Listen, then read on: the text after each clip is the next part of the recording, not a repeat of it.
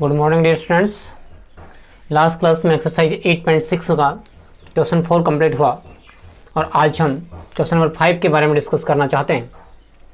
5 question हमारे पास दिया हुआ है, यदि एक समकोण त्रिभुज के कर्ण तथा एक भुजा का, किस किस का है, कर्ण और एक भुजा का योगफल दिया हुआ हमारे पास, क्या दिया है, योगफल दिया है, तब सिद्ध कीजिए कि त्रिभुज का क्षेत्रफल अधिकतम होगा यदि इन भुजाओं के मध्य कोण π/3 है।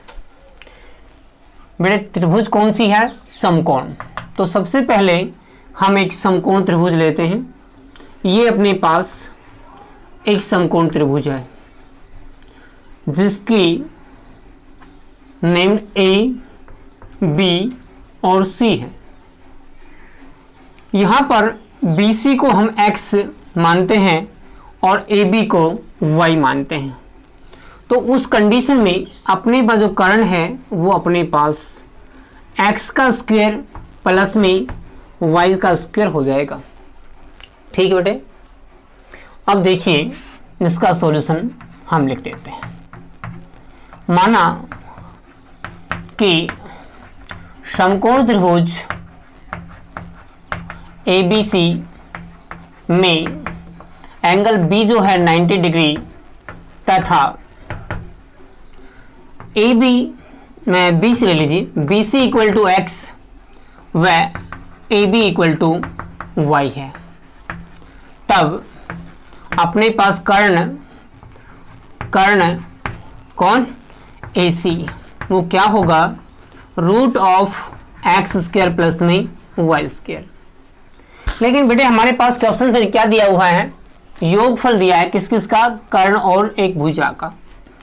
कर्ण और एक भुजा का योगफल है तो हम उसकी योगफल को k एक स्थिरांक मान लेते हैं। माना कि कर्ण व एक भुजा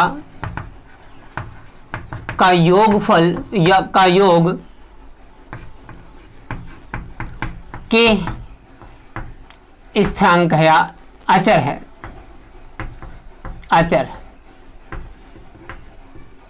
तब k इक्वल टू क्या होगा, k इक्वल टू एक भुजा, चाहे आप x भुजा ले लीजिए चाहे y ले लीजिए, एक लेना है तो हम x लेके चलते हैं। तो x भुजा प्लस में रूट ऑफ कर्ण x स्क्वायर प्लस में y स्क्वायर, ये हमारे पास कर्ण का योगफल हो गया। ये अपने पास दिया है।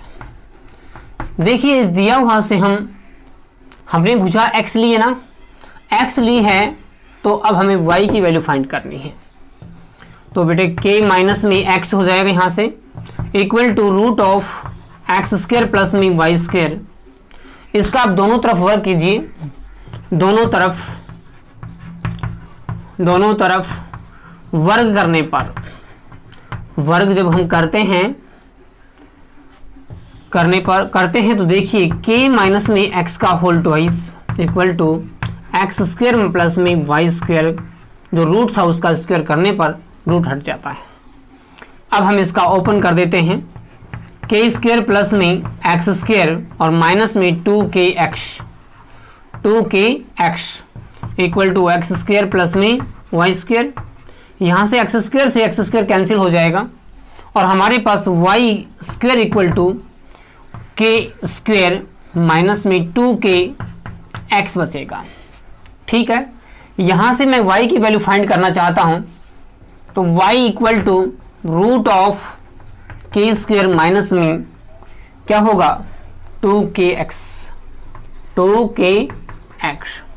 क्लियर है, यह है अपने पास इक्वेशन नंबर 1 हो गई। अब देखिए हमने दिया वहां से y फाइंड आउट कर लिया है। अब देखिए सिद्ध कीजिए कि त्रिभुज का क्षेत्रफल अधिकतम है। कौन है, क्षेत्रफल। तो क्षेत्रफल में हमें फलन बनाना है। क्या बनाना है, फलन बनाना है। तो देखिए त्रिभुज ABC का क्षेत्रफल क्या होता है,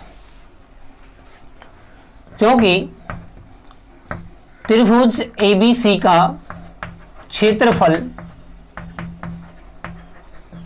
बेटा 1/2 आधार x है और ऊंचाई अपने पास क्या है y।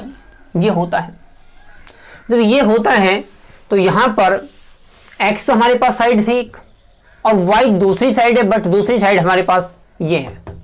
यहां पुट कर दीजिए, यहां जाइए, that is a equal to 1/2 into में x इंटू में y की वैल्यू k स्क्वेयर माइनस में 2kx ये होगी। अब देखिए यहां पर ये हमारा फलन तो है बट इजी फलन नहीं बन पाया, इसको हम इजी करना चाहेंगे। दोनों तरफ वर्ग करने पर, दोनों तरफ वर्ग करने पर तो करते देखिए, a की power 2 equal to 1/4 x square into में k स्क्वेयर माइनस में 2kx, राइट।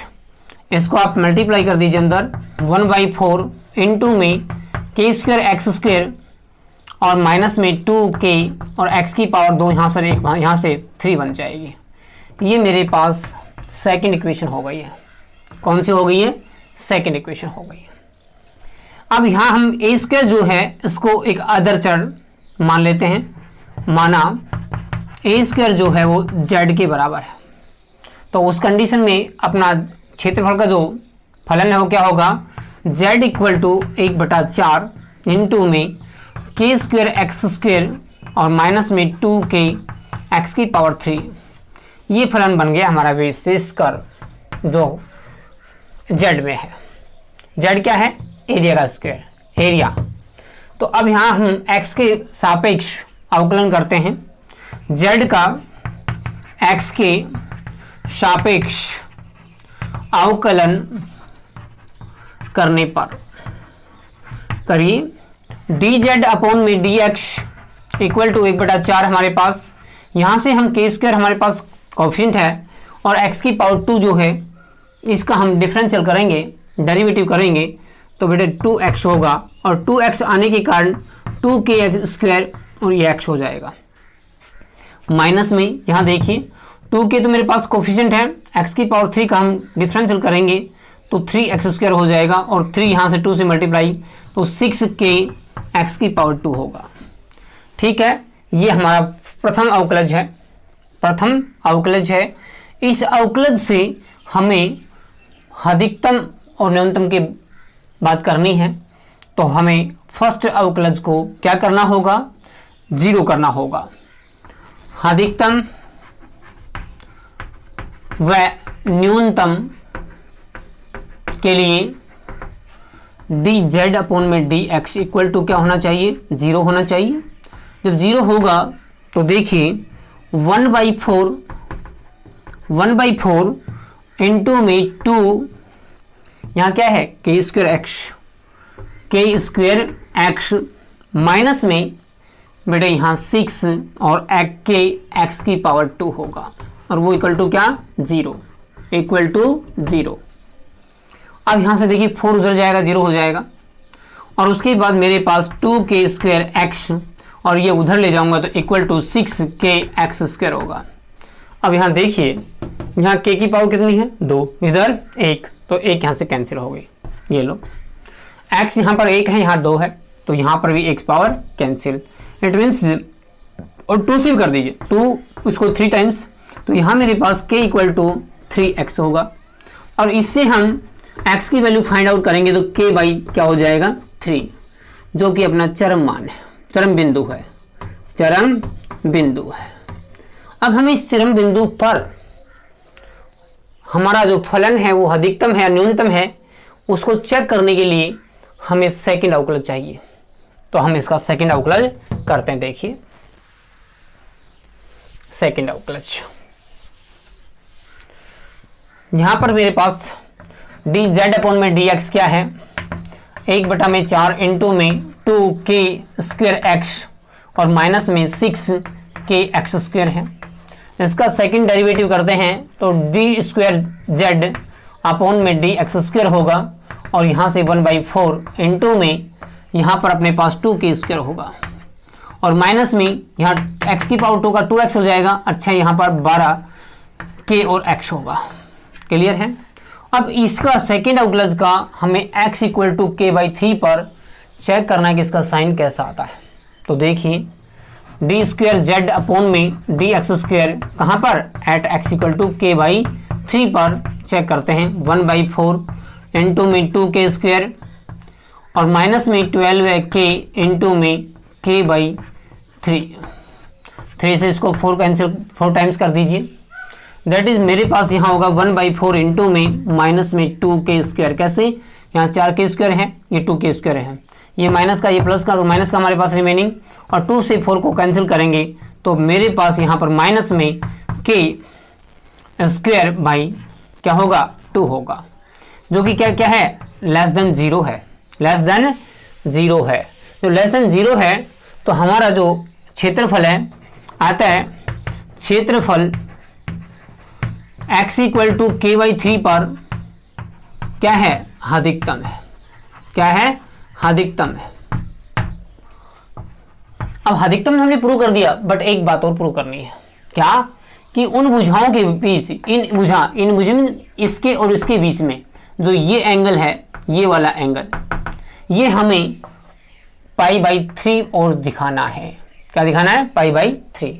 तो देखिए हमारे पास एक साइड तो x है, लेकिन y की जो वैल्यू है, x की वैल्यू k/3 निकल रही है, तो y की वैल्यू इस k की फॉर्म में और फाइंड करते हैं, और फिर उसके बाद में हम उन दोनों के बीच एंगल फाइंड करेंगे। देखिए तो y मेरे पास क्या था, रूट में k स्क्वायर माइनस में 2kx, यही तो था, क्लियर है ना। अब इसमें x के स्थान पर k/3 रख दीजिए, तो y इक्वल टू रूट में k स्क्वायर माइनस में 2k इंटू में k/3। यहाँ पर हम सोल्व करते हैं बेटे, यहाँ पर k की पावर 2 माइनस में 2k स्क्वायर बटे 3, और इसका एलसीएम लेंगे तो अपने पास क्या आएगा, 3k स्क्वायर माइनस में 2k स्क्वायर अपॉन में 3, दैट इज k/3 होगा। यहाँ k स्क्वायर बचेगा, रूट के कारण k हो जाएगा, और अपने पास ये क्या है, ये 3 है, 3 के ऊपर रूट लग जाएगा। क्लियर है, ये y आ गई। अब देखिए एंगल, इसके और इसके बीच में क्या रिलेशन होता है इस एंगल के अकॉर्डिंग, वो tan थीटा होता है। क्या होता है, tan थीटा, और वो होगा y अपॉन में x।